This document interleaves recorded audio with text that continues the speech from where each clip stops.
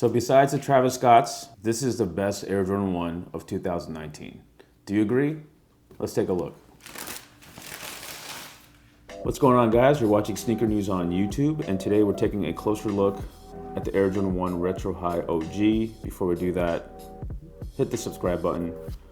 Let's roll right into it. So we mentioned that these might be the best Air Jordan 1s of 2019 outside of the Travis Scotts, and considering how many AJ1s already released in this year, it's quite a bold statement, and we're going to explain why we think this is one of the best. Let's just go over the quick basics. Air Jordan 1 Retro High OG releasing on August 31st, 2019. Of course, as of this date, that could be tentative, but we know it's August 31st. Retail price is $160, and it will drop in adult sizes as well as grade school sizes. Keep that in mind, and let's get going. Let's talk about the Air Jordan 1s in general before we get into this particular shoe. It's clearly the most important shoe right now for Jordan Brand. Within Jordan, there's an entire team dedicated to just the Air Jordan 1, and we're not talking about just the high OG. We're talking about Air Jordan 1 mids that are just releasing non-stop at this point. Of course, there's the Air Jordan 1 lows. There's the Air Jordan 1 low SBs that Eric Koston's doing, which we think are great. Air Jordan 1 is its own business, and right now it's really the only shoe that's consistently selling for the brand. Threes have kind of cooled off, fours have cooled off a lot.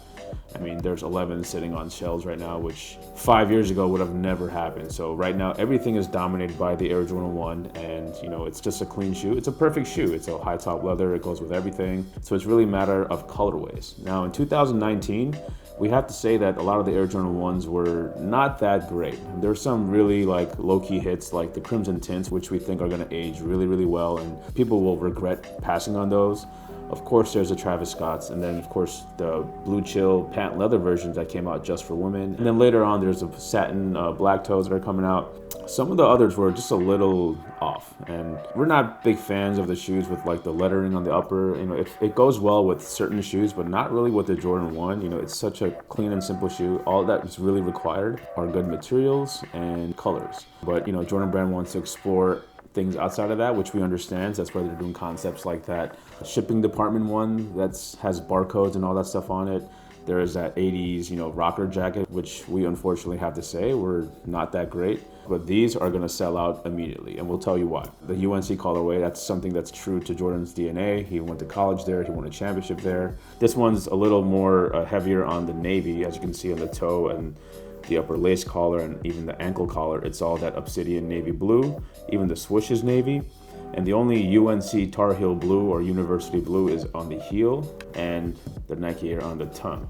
Even the outsole is navy blue. We think it would have popped a little more if it was that same University blue, but overall, this style of color blocking, which we'll call the black toe style, where it's colored with a white toe and a white midfoot panel, that's the one that's really popular right now. And we're glad that they kept this true to the OG. Even the materials are shattered backboard style. It's a nice tumbled, worn in sail. Sail is a really clean tone. We think there should be a little bit more UNC blue. It might have looked a little bit more UNC in our opinion if they chose white rather than a sail. Sail is a little bit more of a elegant color rather than a sporty color. It really fits well with the shoe, but we just think, again, if they used white instead of the sail, and if there's a little bit more UNC blue, it might pop a little bit more. But overall, it's a great colorway. We think these are going to sell out immediately. Just again, considering all the AJ1s that dropped in 2019, some of them were just, a little lackluster. They weren't too strong, but this is a colorway that we know it's going to get snatched up real quick.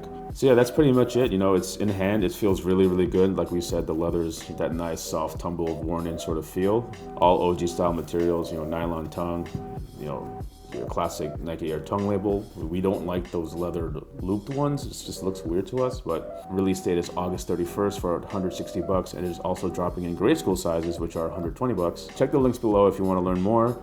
Of course, hit the subscribe button if you haven't yet, and if you enjoyed what you saw, hit the like button, and we'll catch you in the next video.